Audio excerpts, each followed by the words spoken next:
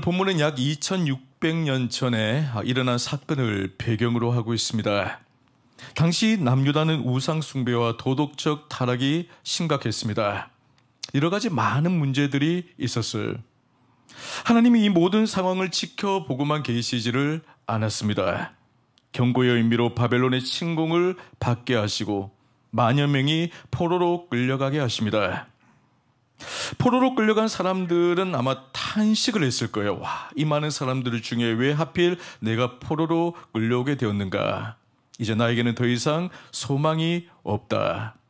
한편으로는 억울한 마음이 올라오고 또 한편으로는 절망감에 사로잡혔을 것입니다.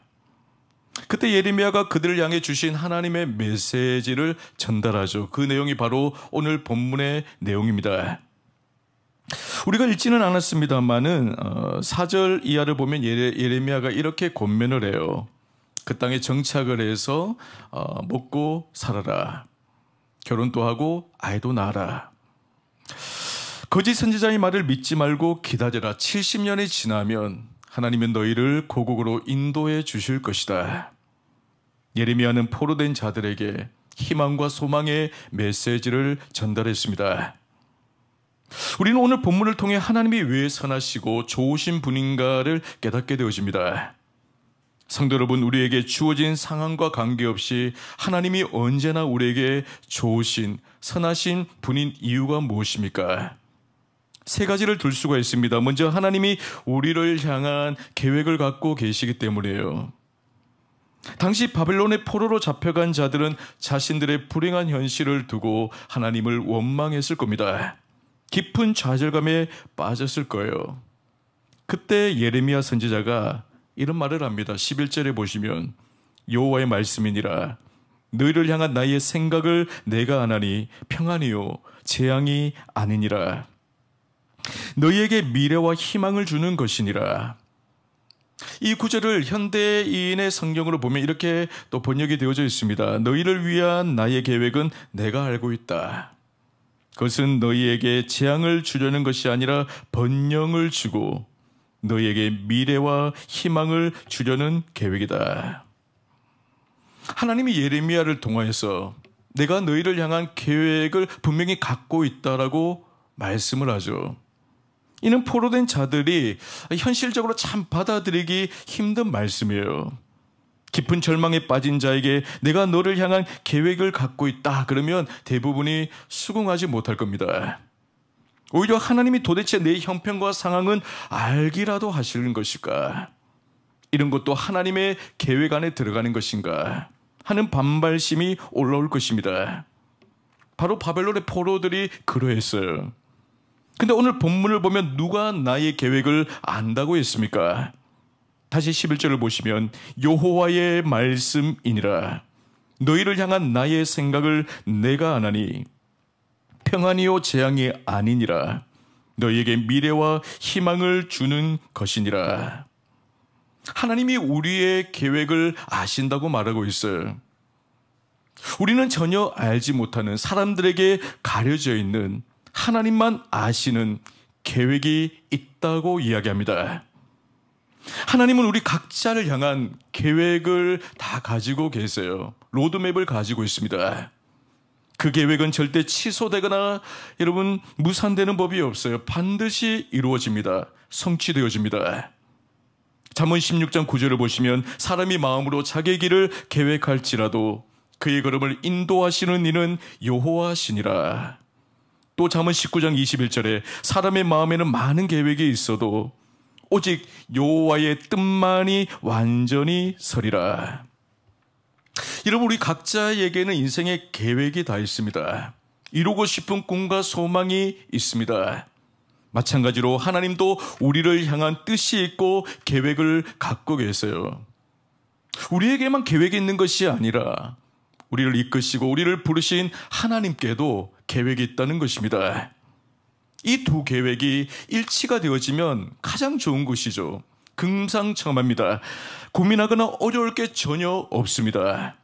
하지만 문제는 하나님의 계획과 나의 계획이 불일치할 때예요. 그때는 결과적으로 내 계획이 아닌 하나님의 계획이 이루어집니다. 하나님의 뜻이 성취되어져요. 하나님은 우리 계획대로 막 끌려다니시는 분이 결코 아닙니다. 우리를 향한 계획을 세우시고 당신의 뜻대로 우리를 설득하시면서 우리를 이끌어 가세요. 우리는 이것을 이론적으로만 알 것이 아니라 삶에서 여러분 인정을 하셔야 됩니다. 성도 중에 여러분 많은 이들이 나를 향한 하나님의 계획이 분명히 있다는 것을 알면서도 어떤 현실적인 문제에 부닥쳤을 때 쉽게 수긍하지 못하는, 거부하는 경향이 있어요. 포로로 잡혀갔던 자들이 그러했습니다. 하나님의 계획을 잘 받아들이려고 하지를 않았어요. 예수 믿는 신자들을 보면 뭔가 달라는 기도는 많이 합니다. 하나님 이것도 주시고 저것도 주세요. 이것도 해결해 주시고 저것도 해결해 주시고. 하지만 정작 하나님의 뜻에는 복종하려고 하지 않습니다. 순종하려고 하지 않습니다. 끝까지 고집을 부려요. 찬양과 감사보다 불평과 원망이 많습니다. 이유가 있습니다. 나를 향한 하나님의 선한 계획과 뜻이 있음을 수긍하지 않기 때문이에요. 하나님의 뜻과 계획은 치밀하고 섬세합니다. 예수님이 이런 말씀을 하셨어요. 마태복음 10장 29절에 참새 2마리가 한 아사리온에 팔리지 않느냐. 그러나 너희 아버지께서 허락하지 아니하시면 그 하나도 땅에 떨어지지 아니하리라. 한 아사리온은 노동자의 하루 품삯인 한 데나리온의 16분의 1밖에 되지 않아요. 여러분 굉장히 적은 돈입니다. 오늘날 우리나라 화폐로 환산을 하면 한 600원 밖에 되지 않습니다. 이 가격에 2마리의 참새가 팔립니다. 그만큼 별 가치가 없다는 이야기죠. 하지만 그 참새조차도 하나님이 허락하지 아니하시면 단 한 마리도 땅에 떨어지는 법이 없다고 했어요. 마태복음 10장 30절과 31절에 보면 또 이런 말씀을 합니다. 너희에게는 머리털까지 다 세신 바 되었나니 두려워하지 마라. 너희는 많은 참새보다 귀하니라. 참새 한 마리는요, 자연계에서도 가장 미미한 생물 중에 하나입니다. 반면 하나님은 온 우주 만물을 지으신 창조주세요. 지금도 온 세상을 다스리고 주관하고 계십니다. 그 하나님이 그런 작은 미물에게까지 관심을 기울인다는 것은 상상을 초월하는 일입니다. 근데 주님은 그 참새 한 마리도 하나님의 계획과 섭리 안에 있다고 하십니다. 하나님이 허락지 아니하시면 단 한 마리도 떨어지지 않는다고 하셨어요. 하물며 참새와는 비교할 수 없을 만큼 귀한 우리를 하나님이 그냥 가만히 내버려 두시겠습니까? 더 세심하게 돌보시죠. 어느 정도냐? 머리털까지 세실 정도입니다. 전문가들의 말에 따르면 사람의 머리털은 한 7만 개에서 10만 개 정도가 된다고 합니다. 하나님이 이 머리털을 세신다는 것은 그만큼 우리의 인생길을 아주 주도 면밀하게 계획하시고 이끌어 가신다는 것을 뜻하는 거예요. 오늘 본문 10절을 보시면요, 여호와께서 이와 같이 말씀하시니라. 바벨론에서 70년이 차면 내가 너희를 돌보고 나의 선한 말을 너희에게 성취하여 너희를 이곳으로 돌아오게 하리라. 바벨론 포로로 끌려간 자들을 향한 하나님의 계획은 분명합니다. 바벨론에서 70년을 사는 것입니다. 여러분 70년의 그 포로 생활은요, 불필요한 시간이 아니에요. 낭비하는 시간이 아닙니다. 하나님이 그들에게 반드시 필요한 시간이라고 여기시기에 주신 거예요. 오늘 우리는 포로와 같은 큰 재난은 당하지 않았습니다. 하지만 주변에 크고 작은 문제들이 있습니다. 남들이 모르는 불행한 일을 겪고 있을지도 모릅니다.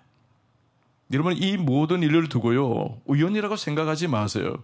재수 없어서 이런 일을 만났다고 여러분 여기지 마세요. 누군가의 잘못으로 인해 닥친 일이 아닙니다. 그 모든 크고 작은 사건에는요, 하나님의 계획이 있어요. 뜻이 담겨져 있습니다.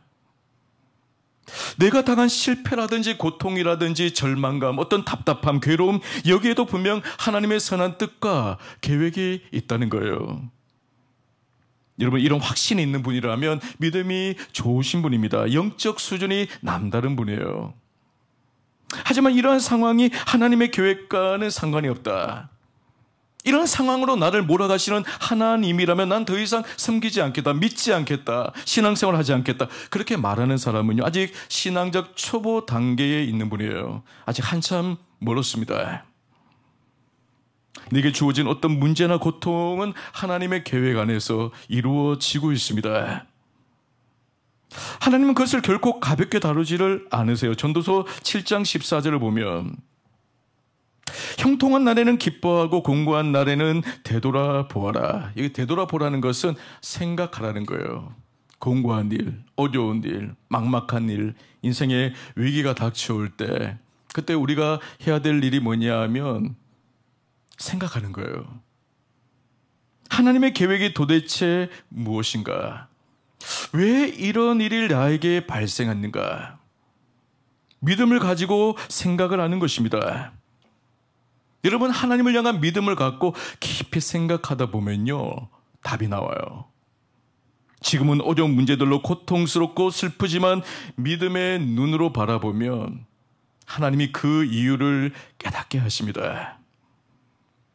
우리의 머리털까지 세시는 하나님이 우리에게 의미 없는 일을 주실 리가 없죠.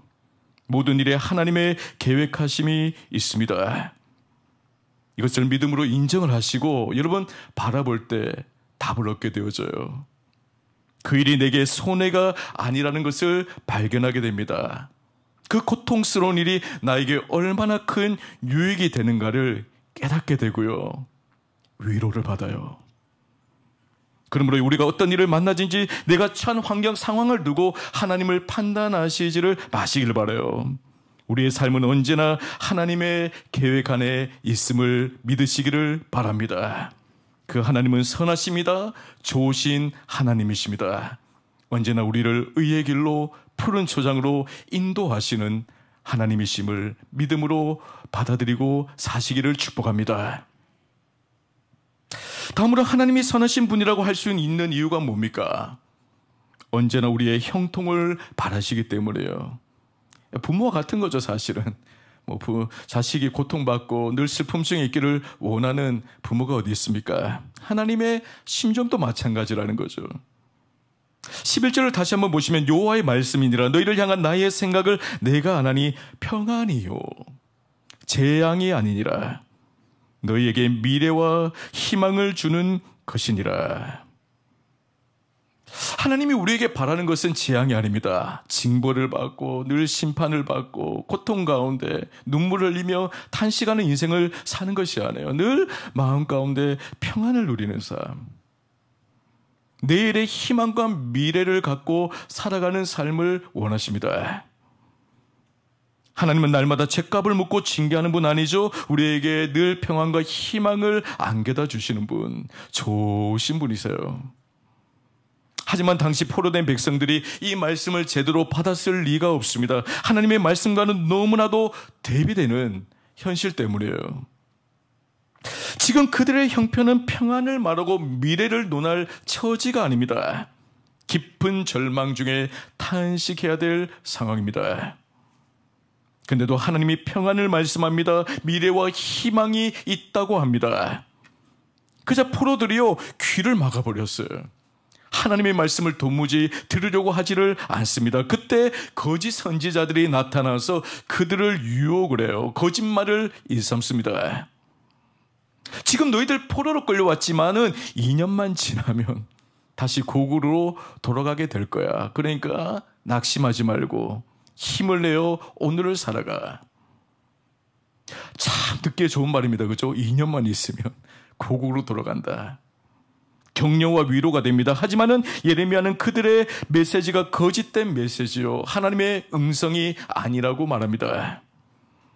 하나님은 분명 2년이 아니라 70년이 지나야 고국으로 돌아갈 수 있다라고 말씀을 하셨어요. 예레미야는 이 거짓 선지자와는 달리 하나님이 주신 말씀을요, 그대로 전했어요. 바른 메시지, 정직한 메시지는 하나님이 말씀하라고 주신 메시지입니다. 사람들이 듣기 싫어해도 하나님이 전하라고 주신 말씀을 그대로 전하면 그게 진리의 말씀이죠. 사람들이 우선 듣기 좋아하는 말만 하는 것은 거짓된 메시지입니다. 그 메시지가 인생을 망쳐놓아요. 사람을 죽입니다. 우리 주변에 이런 걸 전하는 사람들이 많습니다. 사람들이 좋아하는 메시지는 너무나도 뻔하죠. 예수 믿으면 복 받는다는 이야기입니다. 그래서 날마다 설교 시간에 하나님이 주실 복에 대해서만 늘 이야기를 해요. 예수 믿으면 부자 됩니다. 사업도 잘 됩니다. 자녀가 출세하게 됩니다. 가정이 형통하게 됩니다. 복을 받습니다. 이러면 그 말씀을 듣고 싫어할 사람은 아무도 없어요. 다들 좋아하죠. 또 그런 교회에 사실은 사람들이 모여들어요. 오면 늘 좋은 이야기 해주니까. 양심을 찌르는 말씀, 듣기 싫어하는 말씀을 전하지 않으니까 그 교회 찾아가는 거예요. 여러분, 하지만 우리를 향하신 하나님의 계획이 뭐예요? 이 땅에서 잘 먹고 잘 사는 것입니까? 물질적인 축복을 많이 누리는 것입니까? 병들었을 때 무조건 치유받는 것입니까? 우리가 요구하는 것을 다 들어주는 것입니까? 아니죠. 우리를 향하신 하나님의 계획의 궁극적인 목표는 뭐냐? 우리가요, 아버지 되시는 하나님 앞에 바로 세워지는 거예요. 바로 세워지는 거예요. 하나님은 우리가 죄를 회개하고 새 사람 되기를 원합니다. 주님을 더욱더 닮아가기를 원하세요. 하나님의 영광을 삶에서 드러내는 성숙한 그리스도인이 되기를 원하십니다. 이를 위해 때로는 원치 않은 어려움을 만나기도 하죠. 풀무불에 우리를 집어 던져 넣으십니다. 고난의 과정을 통과하게 만드십니다. 이런 하나님의 계획을 아는 자는 하나님을 좋으신 분으로 믿어요. 하나님은 나에게 평안을 주시고 결국 내 인생을 형통케 하실 선한 분으로 인정을 합니다. 포로 가운데서도 이런 시각을 가진 사람은 달랐을 거예요. 그들의 입술에서는 이런 고백이 터져 나왔을 것입니다. 하나님 감사합니다. 비록 고국으로 돌아가기까지 70년의 세월은 걸리지만 하나님이 우리에게 평안을, 소망을 약속해 주시니 감사합니다. 하나님은 언제나 선하신 분이십니다. 좋으신 분이십니다. 고백을 했을 거예요. 성숙한 믿음을 소유한 사람은 어떤 상황에서도 하나님의 계획을 믿습니다. 하나님의 선하심을 믿고 날마다 동행하기를 원합니다. 다니엘처럼 포로 생활 중에도 하나님의 선한 계획을 믿고 하나님과 동행하는 사람이 진짜 믿음의 사람이에요. 근데 많은 그리스도인이 내가 처한 상황, 오늘의 나의 현실을 두고 하나님을 막 판단을 해요. 바벨론에 포로된 자들도 마찬가지였습니다. 그들에게 선하신 하나님은 어떤 하나님이냐? 거짓 선지자가 이야기했던 2년 만에 고국으로 돌아가게 하시는 하나님이 선하신 하나님이시죠. 70년 만에 고국으로 돌아가게 하시는 하나님은 결코 선하신 하나님이 아니었어요. 우리는 하나님이 선하신 분이냐 아니냐를 내 형편과 상황을 가지고 판단을 합니다. 이것은 성경적이지 않습니다.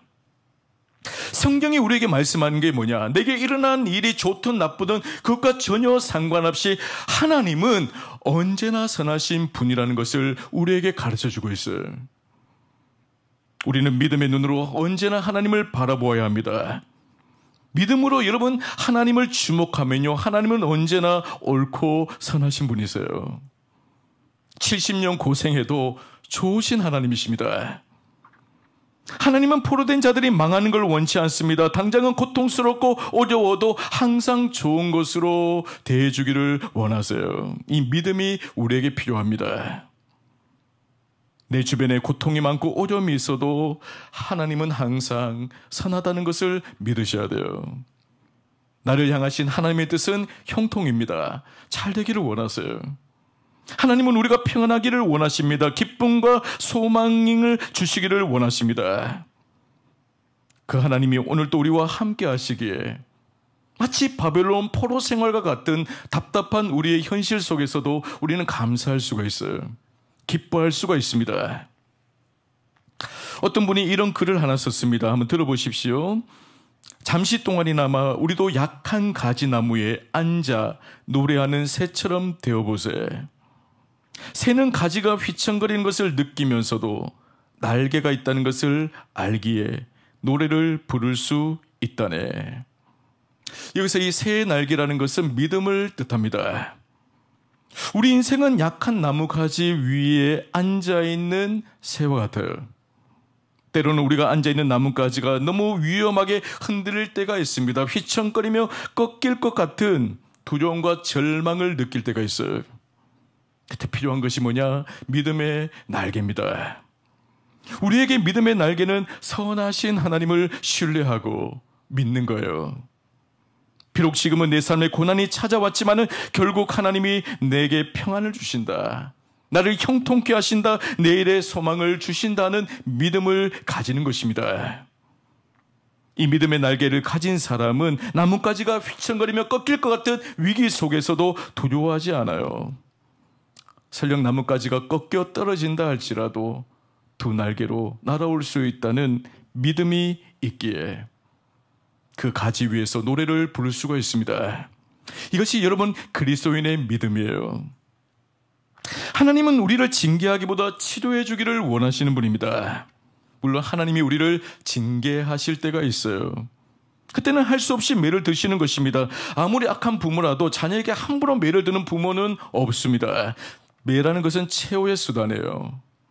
할 수 없을 때 때리는 것이지 잘못했을 때마다 여러분 회초리를 들지를 않습니다. 하나님은 악한 부모보다도 좋으신 분이시죠. 내가 잘못해서 상처투성이가 되었을 때 하나님은 때리기보다 상처를 싸매어 주시는 분입니다. 항상 우리가 형통하길 바라고 평안을 안겨다 주시길 원하십니다.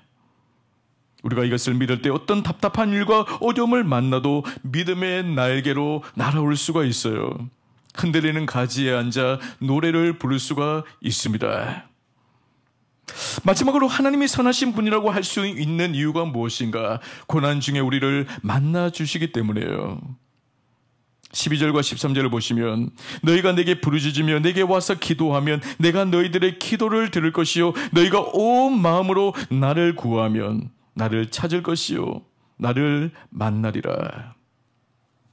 간절한 기도가 선하신 하나님을 만나는 통로입니다. 어린아이가 길을 가다가 넘어지거나 어려운 일에 부닥치면 울며 불며 엄마를 찾습니다. 엄마는 울부짖는 아이를 나무라지를 않죠. 곁에 다가가서 안아주고 다독여주며 달래줍니다. 하나님도 마찬가지예요. 우리가 답답하고 어려운 일을 만날 때 기도의 자리로 나갑니다. 부르짖어 하나님을 찾습니다. 그때 하나님은 시끄럽다고 하지 않으세요. 우리에게 조용히 찾아와 만나주십니다. 우리 인생의 최대 전환점은요, 고난 중에 하나님을 만날 때예요. 하나님을 만나면 인생이 완전히 뒤집어집니다. 새롭게 변화됩니다. 다니엘은 이방 나라에서 고통과 괴로움을 많이 겪었어요. 하지만 생명을 걸고 하루에 3번씩 기도를 했습니다.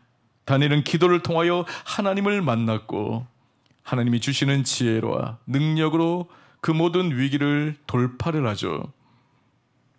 하나님은 날마다 우리에게 오라고 하십니다. 지금도 우리를 부르고 계세요. 기도의 자리에서 만나기를 원하십니다. 우리 문제에 적극 동참하기를 원하십니다. 고난 중에 있을 때 찾아오셔서 우리를 붙들어 주시고 우리를 돕기를 원하고 계세요. 그래서 어떤 경우에는 하나님을 만날 때까지, 하나님을 찾을 때까지 문제를 해결해 주시지를 않습니다. 내가 겪고 있는 이 고통과 실패를 그대로 남겨두세요. 하나님이 문제를 주실 때는 이유가 있습니다. 만나자는 거예요. 만나자는 사인이에요. 문제를 왜 주시냐? 왜 위기를 만나게 하시느냐? 고난을 주시느냐? 인생의 장애물을 만나게 하시느냐? 만나자는 거예요. 너의 힘으로 해결될 문제가 아니니까 나를 찾으라는 거죠. 그런데도 하나님을 찾지 않고 하나님을 만나지 않으면 문제는 해결되지 않습니다. 시간이 흘러간다고 그 문제가 자연스럽게 풀리는 게 아니에요. 오히려 더 복잡해지고 계속 연장됩니다. 하나님은 우리를 만나기 위해 고난을 주십니다. 우리가 풀 수 없는 문제를 안겨다 주십니다. 평안한 상태에서는 하나님을 찾지도 아니하고 하나님을 만나려고 하지도 않으니까 끊임없이 문제를 주시는 거예요. 해결해 주시지 않는 것입니다. 문제는 문제로 남아있는 거예요. 여러분, 인생에 큰 위기가 찾아왔을 때 우리가 가장 먼저 해야 될 것은 기도의 자리로 나가는 것입니다. 거기서 하나님을 만나세요. 하나님과의 만남이 문제를 푸는 열쇠입니다. 문제의 해답은 하나님께 있어요. 하나님을 만나면 그때부터 여러분 삶의 역사가 일어나요. 역전의 드라마가 펼쳐집니다. 반전이 일어납니다. 하나님이 내 문제에 적극적으로 개입하셔서 위기를 기회로 바꾸어 주십니다. 기막힌 역사를 경험하게 합니다. 말씀을 정리합니다. 여러분, 내가 어떤 환경 속에 있든지 하나님은 나를 향한 선한 계획을 갖고 계세요. 하나님은 내가 형통하기를 바라시는 분이십니다. 오늘도 내게 고난은 있지만은 하나님은 그 고난을 통해 우리를 만나기를 원하세요. 적극적으로 도와주기를 바라고 계십니다. 그 선하신 하나님을 우리가 믿고 의지하면요, 바벨론의 포로상 같은 그 삶의 가운데서도 우리는 승리할 수가 있습니다. 다니엘처럼 승리할 수가 있는 것입니다. 여러분, 이 믿음의 확신을 가지고 오늘도 승리하는 복된 성도들 되시기를 주의 이름으로 간절히 축원합니다. 자, 주신 말씀을 기억하면서 한번 기도하기를 원합니다.